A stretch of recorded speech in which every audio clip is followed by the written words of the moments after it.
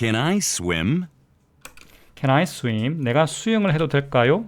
이런 표현이고요. Can I는 May I로 바꿔 쓸 수 있죠. May I, 내가 뭐뭐 해도 될까요? 이런 표현이고, 이게 좀 더 공손한 표현이고요. 공손한 표현이라기보다는 좀 더 공식적인 표현, 격식을 차린 표현이고요. Can I가 좀 더 편하게 표현할 수 있는 그런 표현이다. 이렇게 보면 되겠습니다.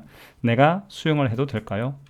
Tom Mitchell is a British teacher. Tom Mitchell is a British teacher. 자, 탐 미첼은 영국인 선생님입니다. 탐 미첼과 영국인 선생님은 이퀄 관계 있죠? 그래서 얘가 보어, 이 형식.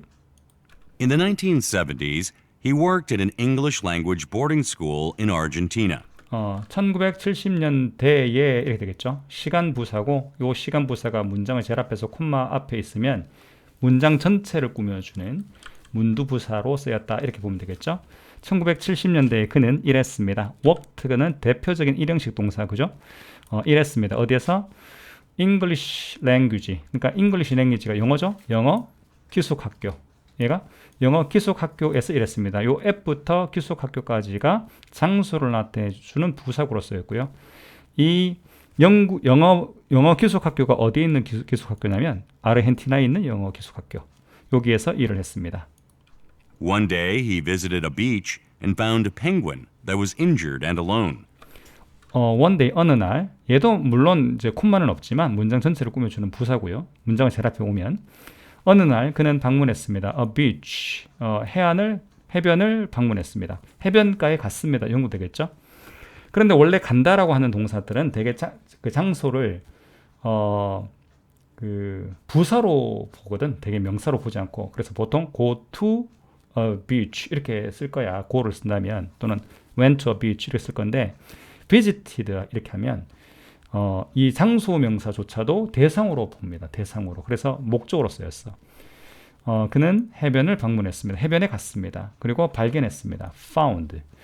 여기 visited도 그렇고요. found도 그렇고요. 다 과거 동사죠. 둘 다 과거 동사예요. 가서 발견했습니다. 뭐를?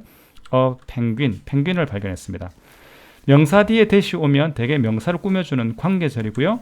요 that부터 요 언론까지가 요 펭귄을 꾸며주는 관계절 역할을 하는 거고, 그 다음에 that은 that이 가리키는 건 뭐야?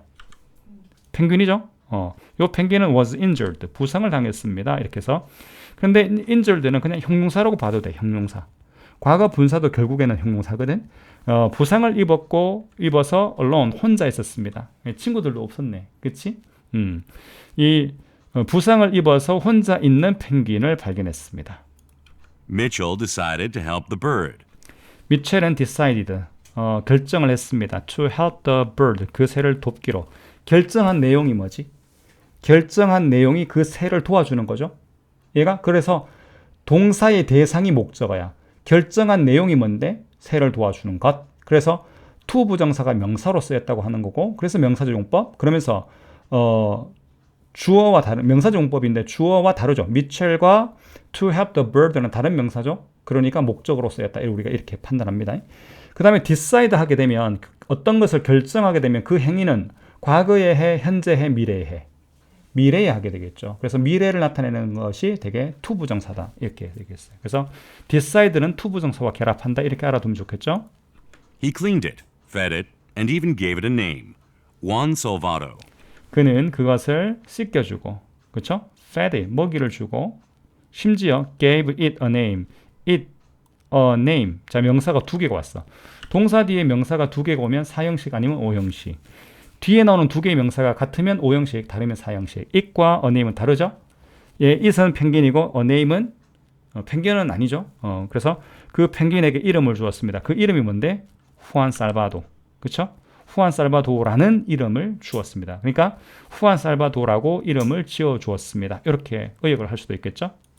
From that day on, Juan Salvato lived on the terrace of his room in the school dormitory. From that day on, from 시간 on 이렇게 써요. 이거는 잘 기억해 둬야 되는데 from 시간 on 그러면 요 뭐뭐 시간부터 이렇게 우리가 보통 씁니다. 알겠죠? 뭐뭐 시간부터. 그러니까 that day가 시간이죠. 그날부터 이렇게 써요. 그날부터 후안 살바도는 살았습니다. 요 lived도 대표적으로 일형식으로 쓰는 동사고요.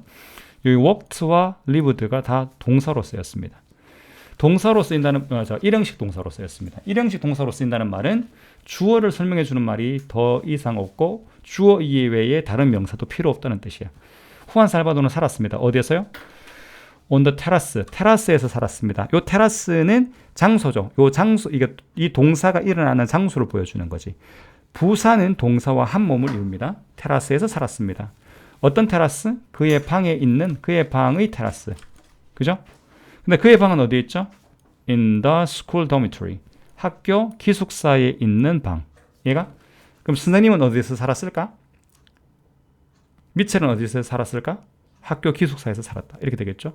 The following is part of the story, written by Tom Mitchell, about the penguin and a boy at the school. 자, the following, 다음은 일부입니다. 뭐의 일부? 이야기의 일부, 이렇게 되겠죠? 이야기의 일부. 다음은 이야기의 일부인데요. written by Tom Mitchell. 탐 미첼이 쓴 이야기의 일부. 그죠? 요 과거 분사로 시작했다는 것은 여기에 주격 관계대명사 플러스 비동사가 생략된 거고, which는 the story를 말하겠죠. story was 이렇게 되겠죠.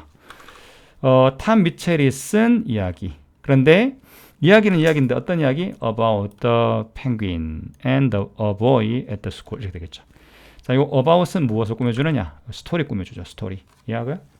펭귄과 한 소년, 그 학교의 한 소년에 대한 이야기의 일부입니다. 그렇죠? 그런데 또 그게 탐 미첼이 쓴 이야기 이렇게 되는 거죠. 그래서 수식어가 두 개 있죠. 더 스토리를 꾸며주는 걸 written by 탐 미첼이 꾸며주고요. 그 다음에 about부터 전면구죠. 전면구. about penguin and a boy at the school.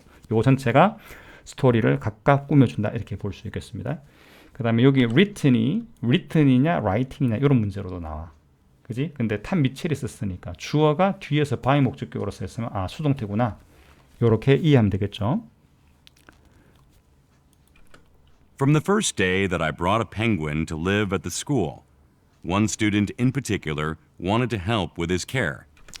From the first day. 자, 첫날부터 이렇게 되겠죠. 명사 뒤에 대시 오면 요 명사를 꾸며주는 관계절 역할을 하고요. 뒤에 문장이 어떤 문장이냐, 완전한 문장이냐, 불완전한 문장이냐 따져봐야 되는데 내가 brought, 가져왔죠, 데려왔죠, 펭귄을 to live, 살기 위해서. 사실 to live만 쓰면 안 되고 to live, 그렇죠. to live 하면 돼. with 써야지. to live with. 얘가 펭귄과 함께 사는 거잖아. 근데 이제 여기가 같은 문장이어서 같은 하나의 문장이어서 뭐 이렇게 썼다라고 할 수 있는데 어쨌든 학교에서 살기 위해서 데리고 살기 위해서 펭귄을 데려왔다. 요거는 이렇게 봅시다. 이렇게 데려왔다. 동사 꾸며주려서 얘는 이제 부사정법으로 보는 게 좋겠고요. 그 학교에서 살도록 펭귄을 데려왔다. 이렇게 봐야 되겠죠. 학교에서 살도록 펭귄을 데려왔다. 요 삼형식 문장이고요. 데려온 첫날 이렇게 되니까 여기서 that은 어떤 역할을 하냐면 when의 의미로 쓰였다. 그러니까 관계 부사를 대신한다 이렇게 볼 수 있겠습니다. 자, 어쨌든 그 첫날부터 one student, 한 소년은 in particular, 특히 한 소년은 이렇게 되겠고 특히 원했다 이렇게 도 좋겠습니다. 특히 한 소년은 wanted to help, 돕기를 원했습니다.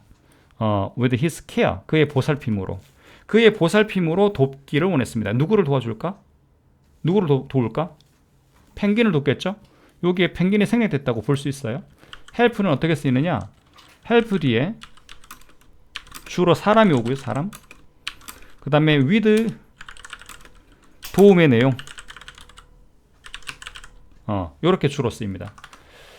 주로 사람을 목적으로 쓰고 실제로 도움의 내용은 with 뒤에 쓰인다는 거. 근데 때에 따라서 요 사람이 생략되기도 하고 with 도움의 내용이 생략되기도 하고 내가 걔를 도와줬어. 내가 걔 도와줬어. 이렇게 하면 사람만 오겠죠?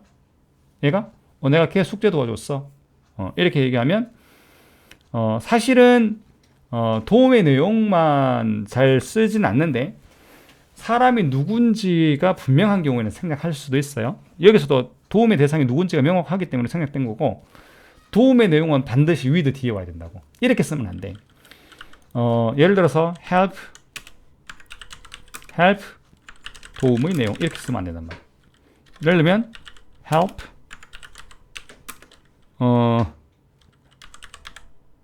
민주's homework. 이렇게 쓰면 틀린 문장이 됩니다. 어떻게 써야 된다고? help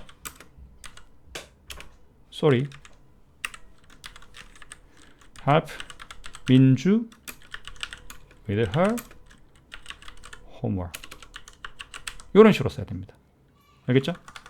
요 help의 쓰임도 좀 잘 기억할 필요가 있어. 그럼 저기 민주는 생략돼도 돼요? 어디? 여기? 민주를 생각하면 누구를 도와줬는지 맥락을 앞문장에서 내가 민주를 도와줬어. 그런 이야기가 있고, 또는 도움의 대상이 누군지를 명확하게 아는 경우, 그럴 때 생각하는데 누구를 도와줬는지 모르는데 민주를 생각하면 좀 이상하겠죠? 맥락에서 누구를 도와주는지를 명확한 경우에는 물론 요 민주가 생략이 될 수도 있습니다. 그러면 help with가 붙어야 돼. help with her homework 이렇게 돼야 돼. 알겠죠? His name was Diego Gonzalez. 그의 이름은 디에고 곤잘레스였습니다. 어렵지 않죠? Diego was a shy boy who seemed to be frightened of his own shadow. 자, 디에고는 shy boy, 아주 부끄러움이 많은 학생이었습니다. 어떤 소년이냐면, 자, 명사 뒤에 who가 왔으니까 얘는 관계절이죠. 이렇게 여기까지 관계절입니다. 그러면 여기에서 who 이하가 shy boy로 꾸며주는 거지. 자, 디에고는 수줍음이 많은 소년이었는데 어떤 소년이었느냐? seemed to be frightened, 깜짝 놀란 것처럼 보였던 소년. 근데 뭘 보고 놀랐냐면 frightened 뒤에 이렇게 과거 분사나 형용사 뒤에 어떤 명사가 추가될 때는 반드시 전치사를 이용해서 명사를 덧붙입니다. 이럴 때 어떤 형용사가 어떤 전치사와 결합하느냐를 잘 기억해 둘 필요가 있어. 예를 들면 be interested 뭐 쓰지 그 뒤에? 어디에 흥미가 있다. be interested in, be good 어디에 능숙하다. be good at 이런 것처럼 형용사가 특정한 전치사와 밀접하게 연관이 되어 있단 말이지. 그러니까 그 형용사나 과거 분사 뒤에 어떤 전치사가 결합되느냐를 잘 기억해 둘 필요가 있습니다. 그런데 be frightened of 이렇게 쓴다는 얘기지. 그치? 어디에 놀랐냐면 his own shadow, 그 자신의 그림자야. 자신의 그림자를 보고 깜짝 놀란 것처럼 보였던 그 정도의 부끄러움이 많은 소년이었습니다. He struggled with his classes, and none of the after-school activities seemed to suit him. 자, 그는 struggled, 고군분투했습니다. 고군분투한다는 것은 굉장히 힘을 많이 들여서 막 뭔가 노력한다는 얘기야. 얘가 그는 고군분투했습니다. 자, 무엇에 대해서? with his classes, 그의 수업에 대해서. 수업을 간신히 따라간다는 얘기야. 잘 못한다는 얘기죠, 공부를. 얘가 그의 수업을 따라가려고 막 고군분투했다. 정말 노력을 많이 했다. 그래도 잘 못 따라간다는 얘기죠.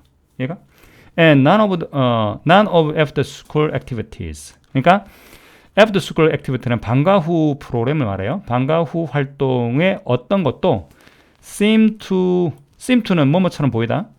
적합해 보이지 않았습니다. 누구에게? 그에게 적합해 보이지 않았습니다. 그래서 누구에게 적합해 보이다니까 적합하다니까 suit to him 이렇게 쓸 것처럼 보이지만 이렇게 쓰면 틀린 문장입니다. 이 suit는 타동사에서 suit him 이렇게 바로 와야 돼. suit him. suit him을 외워두는 게 중요하고요. 자, non 어떤 것도니까 어떤 것도 이렇게 해서 어떤 것도 여기서 부정문을 이루진 않고 어떤 것도 보이지 않았습니다. 이런 식으로 의역을 해야 됩니다. 알겠죠? 어떤 것도 방과 후 활동 중 어떤 것도 적합해 보이지 않았습니다. 이렇게. 알겠죠? 방과 후 어떤 활동도 적합해 보이지 않았습니다. 왜 않았습니다? none이 부정어니까. 얘가 none이 부정어니까. no는 무슨 의미라고? no one의 의미야. no one. no는 아무것도 아니다 이런 뜻이죠.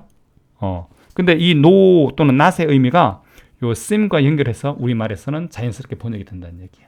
알겠죠? He was neither strong nor athletic.